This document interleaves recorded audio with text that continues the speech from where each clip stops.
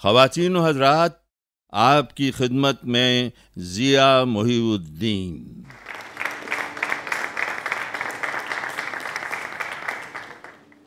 जोशा की एक नज़्म ज़िंदगी। ज़िंदगी बागेश्वरी, सारंग, दीपक, सोहनी,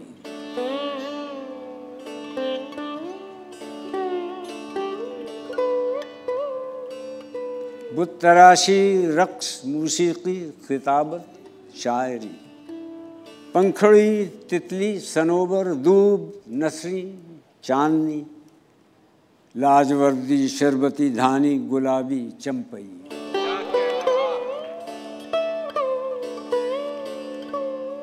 जाफरानी, आसमानी, अर्गवानी जिंदगी, लाजवंती, मधुरी, कोमल, सुहानी जिंदगी।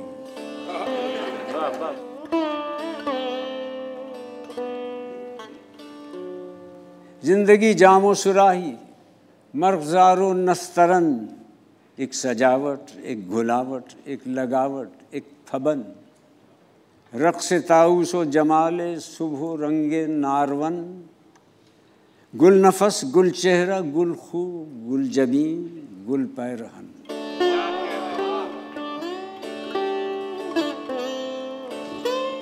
रक्स अबरू, नगमा आबे रवां है जिंदगी, खाके बे आवाज के मुंह में ज़बां है जिंदगी।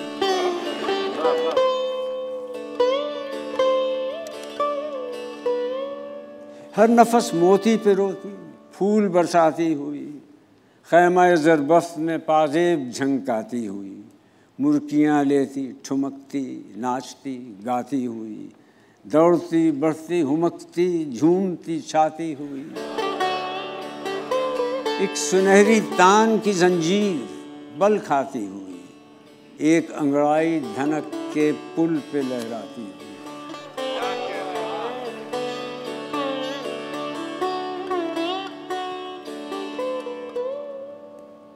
जिंदगी मुड़ते हुए पत्तों पे बूंदों की खनक, सुबह सरमा की किरण, शाम बहारा की धनक,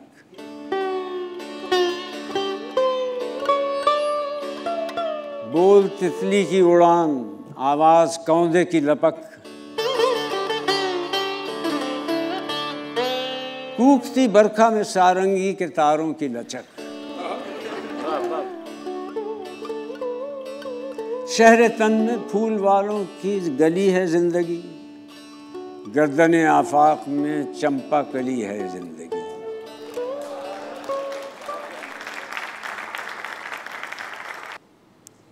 हमारी ज़बान में एक मसला ज़रूर है कि कौन सा लफ्ज़ मुज़क्कर है और कौन सा मुअन्नस, यानी तूती बोलता है या तूती बोलती है। तो इस मसले के बारे में शानुल हक हक़ी जो ज़बान के सिलसिले में, लुग़त के सिलसिले में हर्फ़ आखिर हैं, उनने एक निहायत लतीफ़ मज़मून लिखा है। एक लफ्ज़ दर्द, जो दर्द सर बन गया। मेरी छोटी सी भतीजी तहमीना ने सवाल किया, चचा जान, दर्द लड़की होती है या लड़का? मैंने कहा लड़का। वो बोली क्यों? मैंने कहा दर्द उठती नहीं, उठता है, और अच्छी होती नहीं, अच्छा होता है। उसने हुज्जत की कि दर्द को लड़का क्यों कहते हैं, वो शायद कहीं दर्द को मुअन्नस बोलते सुनाई थी। मैंने कहा इसलिए कि वो शरीर होता है, तंग करता है। लड़कियां तो शरारत नहीं करती, वो तो तकलीफ़ नहीं पहुंचाती, आराम पहुंचाती हैं ना।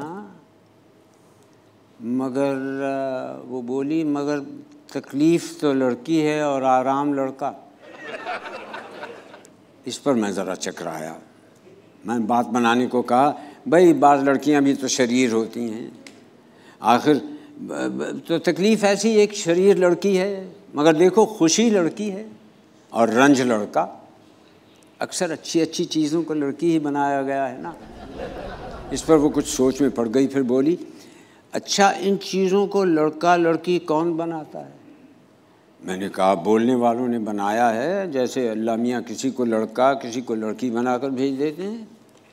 उसने कहा वो तो इसलिए बनाते हैं कि बड़े होंगे तो उनकी शादी होगी, उनका ब्याह हो जाएगा। क्या दर्द और तकलीफ़ का भी ब्याह हो सकता है? इसकी मंतिक मेरे लिए खासी टेढ़ी खीर बन गई थी। मैंने पहले तो फ़कत हंस दिया, ज़रा मोहलत लेने के लिए कोई नुक्ता सूझे तो इसकी बात का जवाब दूं। कुछ ना कुछ तो कहना ही था। मैंने कहा हाँ हो सकता है, बल्कि होता है। जिस्मानी दर्द का दिली तकलीफ़ के साथ जोड़ तो लगता ही है, दोनों एक ही ज़ात के हैं। कहने लगी फिर क्या उनके बच्चे भी होते हैं? तहमीना आसानी से पीछा छोड़ने वाली नहीं थी। मैंने कहा हाँ ज़रूर होते हैं। देखो आहें, आंसू, कराहें, सुबकी, सिसकी, उफ़, हाय, तौबा, उन्हीं के बच्चे तो हैं ना। आंसू को शायर लोग शरीर लड़का ही बताते हैं। वो कहने लगी कि ठहरता नहीं, घर से निकल पड़ता है। कहने लगी ठहरिए ठहरिए, एक आंसू को छोड़कर ये तो सब लड़कियां ही लड़कियां हैं। आहें, कराहें, उफ़, हाय, तौबा। मैंने कहा क्या मुज़ायक़ा है, इनके लिए कोई जहेज़ वग़ैरह का तो इंतज़ाम करना नहीं पड़ता। अब उसने पूछा इन्हें पहचानते कैसे हैं कि कौन लड़की है कौन लड़का? मैंने कहा ऐसे ही जैसे आदमियों को, यानी नाम से। अब किसी का नाम शाहिदा है तो वो लड़की है, शाहिद है तो लड़का। शाहिद की तरह जाहिद, कासिद, वालिद, मुर्शिद, कायद, ये सब लड़के तो शुमार होंगे। यहाँ मैंने खुद ही अपने आप को फंदे में फंसा लिया। वो बोली मगर कायदा तो लड़का है, जब शाहिदा लड़की है तो कायदा और फ़ायदा लड़के कैसे हो सके? शाहिदा तो आती है और कायदा पढ़ा जाता है और फ़ायदा भी होती नहीं है। फिर मैं अपनी खिसियानी हंसी हंसा और कहा देखो यहाँ मुझसे ज़रा ज़्यादती हो गई, मगर सुनो इसके बदले कायदा की जमा कवायद को मुअन्नस बना दिया है। अब पुलिस लाइन में रोज़ाना सुबह कवायद होती है और ये जो हम बात कर रहे हैं ये भी कवायद का मसला है। मुअन्नस मुज़क्कर का मामला, अपनी ज़बान की कवायद सीखनी नहीं पड़ती, खुद आ जाती है। कहने लगी कवायद बन जाते हैं या बन जाती है? अभी तो आपने कहा कि कवायद को कायदा के बदले में लड़की बनाया है, कवायद की जाती है। तो कवायद लिखी और पढ़ी भी जाती है। तो भाईजान कहने में फ़ारसी की कवायद आसान है, फिर फ़वाइद को लड़की क्यों नहीं बनाया?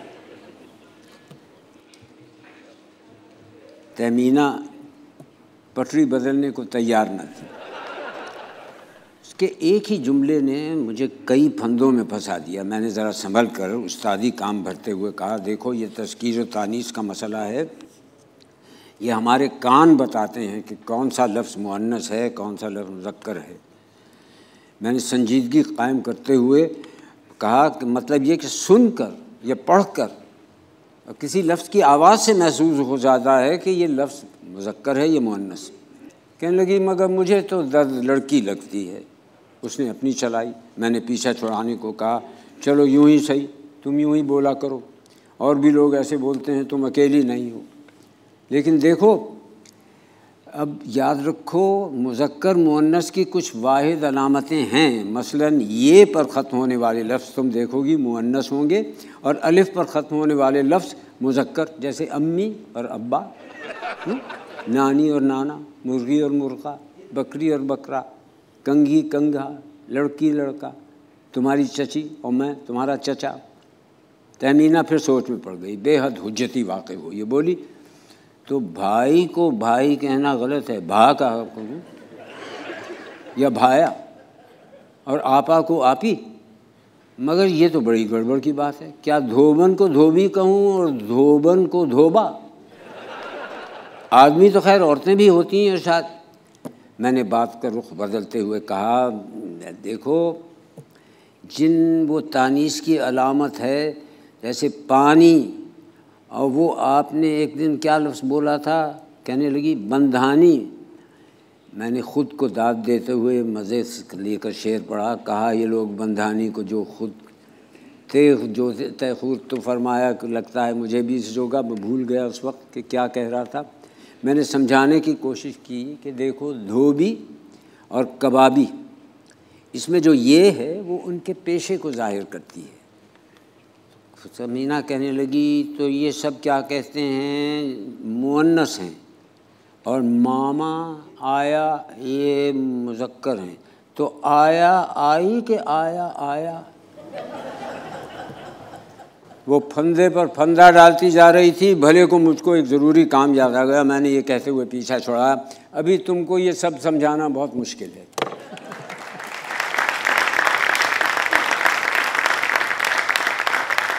ये एक मज़मून का हिस्सा है जो अबुल हसन नक़वी साहिब ने शौकत थानवी साहब के बारे में लिखा। मेयो अस्पताल में जब ज़िंदगी की आखिरी घड़ियां गिन रहे थे तो अखलाक अहमद देलवी उनकी इयादत के लिए गए। अखलाक साहब का ज़हनी झुकाव इश्तराकियत की तरफ था। उनके अजीज़ दोस्त सिब्ते हसन अरसे तक अंडरग्राउंड रह चुके थे। उन्होंने जब अखलाक साहब को देखा, शौकत थानवी साहब ने, तो कहने लगे भाई मैं तो जा रहा हूँ। अखलाक साहब ने पूछा कहाँ? बोले मैं अंडरग्राउंड जा रहा हूँ। ऐसी बातें करने के लिए बड़े दिल गुर्दे की ज़रूरत होती है।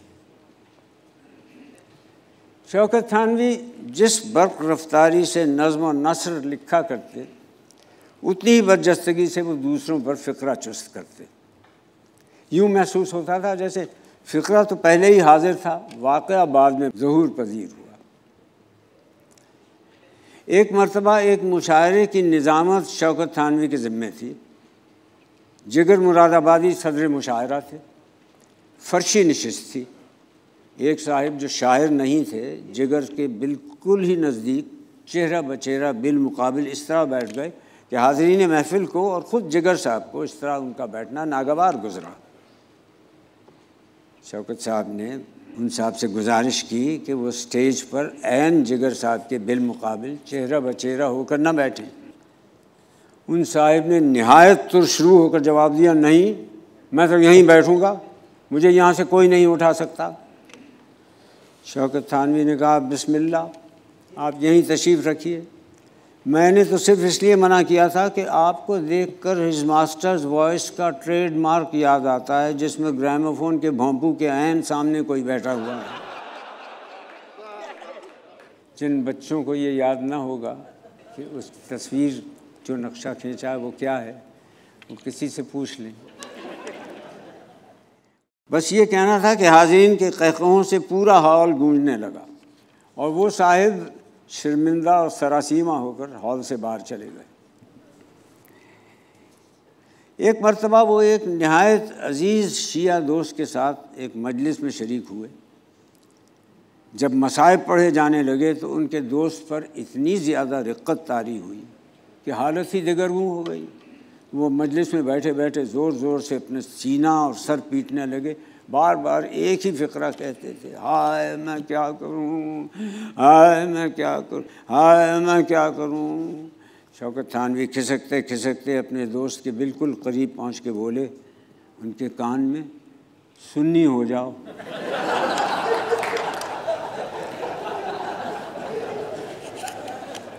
एक दिन मैं रेडियो स्टेशन में शौकत थानवी के कमरे में बैठा था कि इतने में कारी अली हुसैन सिद्दीकी आ गए। उस वक्त तक मेरा उनसे कोई तारुफ़ न था। बाद में मुझे मालूम हुआ कि कारी अली हुसैन सिद्दीकी शौकत थानवी के लिए लुत्फ़अंदोज़ी का मुस्तकिल वसीला है। कारी साहब पंजाब असम्बली में सरकारी कारी की हैसियत से मुलाजिम थे।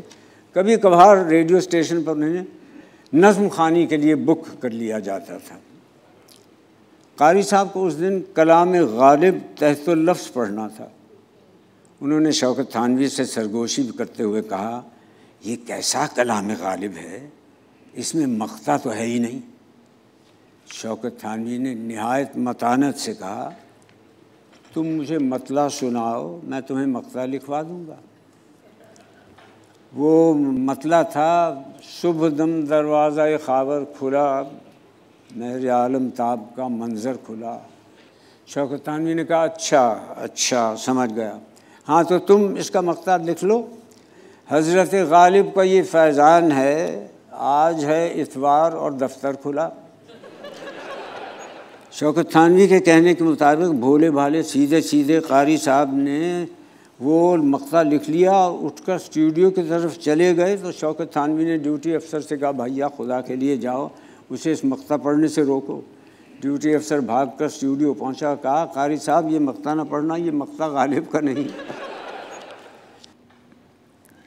अफसरों को खुश करने के लिए हुजूर, सरकार, बंदा परवर, सर कहना तो आसान की बात है, और भोंडेपन से अफसरों की खुशामद के मनाज़र तो आपने बकसरत देखे होंगे। लेकिन शौकत थानवी के यहाँ मद्दाही एक फ़न लतीफ़ की सूरत में नज़र आता था। रेडियो पाकिस्तान से एक माहाना प्रोग्राम नशर हुआ करता था जिसका उन्मान था अंजुमन लाहौर। ये एक नहायत बुलंद पाया इल्मी अदबी प्रोग्राम था। इसमें लाहौर के खासानी अदब को शरीक होने की दावत दी जाती थी। जब इस नए प्रोग्राम का सिलसिला शुरू हुआ तो रेडियो पाकिस्तान के डायरेक्टर जनरल जुल्फ़िकार अली बुखारी साहब ख़ुद कराची से लाहौर आकर इस प्रोग्राम में शरीक हुआ करते थे। बाद में उन्होंने इसमें शिरकत का सिलसिला बंद कर दिया। अब 1 साल गुज़र गया तो एक मरतबा बुखारी साहब लाहौर आए और मीटिंग तलब की और अंजुमन लाहौर के बारे में शदीद मायूसी का इजहार करते हुए कहने लगे कि इस प्रोग्राम में तो मैं सुना करता था, अब इसमें वो पहली सी बात नहीं रही, इसका मेयार गिरता ही चला जाता है। हर शख्स से बारी बारी पूछा गया कि इसकी वजह क्या है। तो शौकत थानवी की बारी आई तो उन्होंने कहा, बुखारी साहब इस प्रोग्राम के रूज़-ब-ज़वाल होने के ज़िम्मेदार तो आप ख़ुद हैं। बुखारी साहब ने कहा, क्यों? बुरा मानकर पूछा। उन्होंने कहा, आप इस प्रोग्राम की जान थे, आप कराची से चल के बनफ्से नफीस लाहौर आकर इस प्रोग्राम में शरीक हुआ करते थे। आपने इस प्रोग्राम में शरीक होने का सिलसिला मुनक़ता कर दिया तो प्रोग्राम की तो गया जान ही निकल गई। अब तो मुर्दा जिस्म बाकी रह गया है, इसमें से ताफ़ुन तो आएगा ही। अपनी सिताइश सुनकर बुखारी साहब के चेहरे पर शर्म व हया की ऐसी कैफियत तारी हुई जैसे कोई दोशीज़ा ज़िंदगी में पहली मर्तबा किसी नौजवान से इज़हार इश्क़ के कलिमात सुनकर दोनों हाथों से अपना मुंह छुपाने की कोशिश करे। मगर सवाल ये है कि इन सब बातों से क्या हासिल हुआ? जुल्फ़िकार अली बुखारी ने उन्हें क्या दे दिया? मुझे वसूख के साथ मालूम है कि रेडियो पाकिस्तान में उनकी कुल तनख्वाह 650 रुपये माहवार थी। पाकिस्तान के क़याम के बाद अलॉटमेंटों का बाज़ार गर्म था। अदीबों और शायरों को अनवा व अक़साम के लाइसेंस और परमिट दिए जा रहे थे, मगर शौकत थानवी ने इस बहती गंगा में कभी हाथ न धोए। वो बस इसी में खुश थे कि लाहौर रेडियो स्टेशन में हर प्रोग्राम प्रोड्यूसर से लेकर रीजनल डायरेक्टर तक किसी की मजाल न थी कि उनसे कोई ये पूछने की जुर्रत कर सकता कि दफ्तर में आपके आने का वक्त क्या है और जाने का वक्त क्या है। एक दिन मैंने उनसे पूछा कि दफ्तर तो सुबह 8:30 बजे शुरू होता है, लेकिन आप 11 साढ़े 11 बजे से पहले तशरीफ़ नहीं लाते, आप ऐसा क्यों करते हैं? कहने लगे, मुकर्ररा वक्त पर आने में कुछ कमज़रफ़ी सी महसूस होती है।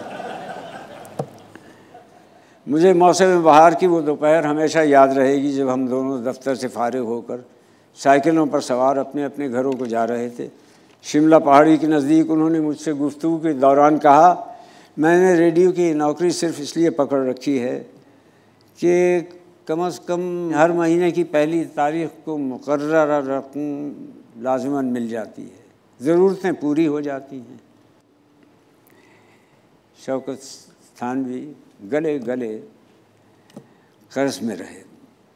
वो अपनी तसानीफ़ के तमाम हुकूक कलील मुआवजे पर नाशरों के हाथ फ़रोख्त कर दिया करते थे। इस 600 रुपये की नौकरी को कायम रखने के लिए जुल्फ़िकार अली बुखारी की मदो सिताइश में उन्होंने क्या क्या जतन किए ये मैं ही जानता हूँ।